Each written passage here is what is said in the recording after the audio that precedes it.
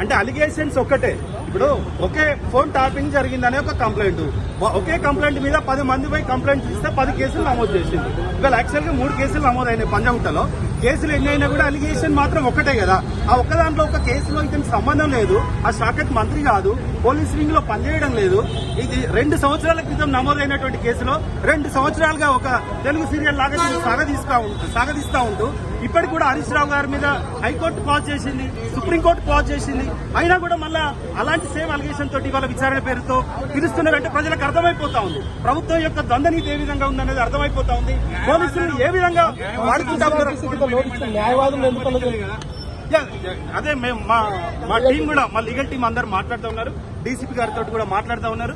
వారికి ఉండేటువంటి రైట్, వారి ఒక విట్నెస్ కావచ్చు, అక్యూజ్డ్ కావచ్చు, ఎవరైనా కావచ్చు, పోలీసులు గంటల కొద్ది విచారిస్తున్నటువంటి క్రమంలో వారి కుటుంబ సభ్యులను, న్యాయవాదులను సమక్షంలో విచారించాలి.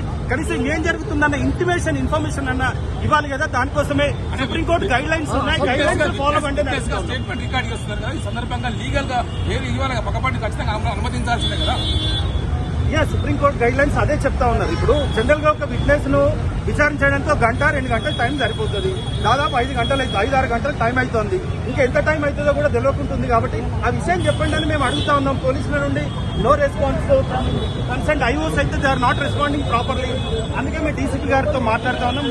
మాట్లాడిన తర్వాత కేటీఆర్ గారిని కూడా ఇక్కడే చేశారు, తర్వాత లాయర్లను అనుమతించారు. ఇప్పుడు అసలు హరీష్ రావు గారిని అసలు అనుమతించారు లాయర్ని. ఏమనుకుంటున్నారు అంటే కేటీఆర్ నైనా ఇవాళ హరీష్ రావు గారినైనా ఎవరినైనా కూడా వారి ఉద్దేశం ఓన్లీ భయభ్రాంతులకు గురి చేయాలి.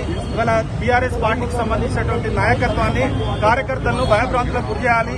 రాబోయేటువంటి ఎన్నికల్లో దాన్ని లబ్ధి పొందాలనేటువంటి ఉద్దేశమే, ఇష్యూను డైవర్ట్ చేయడం కోసమే ఇవాళ వ్యవహరిస్తా ఉన్నట్టుగా ఉంది తప్ప ఇంకొకటి కనిపించట్లేదు. ఇప్పుడు నిజాయితీగా ఇన్వెస్టిగేషన్ నడుస్తున్నప్పుడు లాయర్తో మాట్లాడడానికి ఇబ్బంది ఏముంది? ఇంకెన్ని గంటల్లో ఇంకో 2 గంటలు పడుతుంది, ఇంకా 3 గంటలు పడుతుందని చెప్పడానికి పోలీసులకు వచ్చిన ఇబ్బంది ఏముంది? మేము విచారణకు అడ్డుకోవట్లేదు, విచారణకు కాదనట్లేదు. హరీష్ రావు గారు కూడా రాత్రి ఇస్తే మార్నింగ్ వచ్చిండు, విచారణకు సహకరిస్తా ఉన్నారు. వారి న్యాయవాదులుగా మేము బీఆర్ఎస్ పార్టీ లీగల్ టీమ్ గా ఇంకెంత టైం పడుతుంది? అతని పరిస్థితి ఎట్లుంది?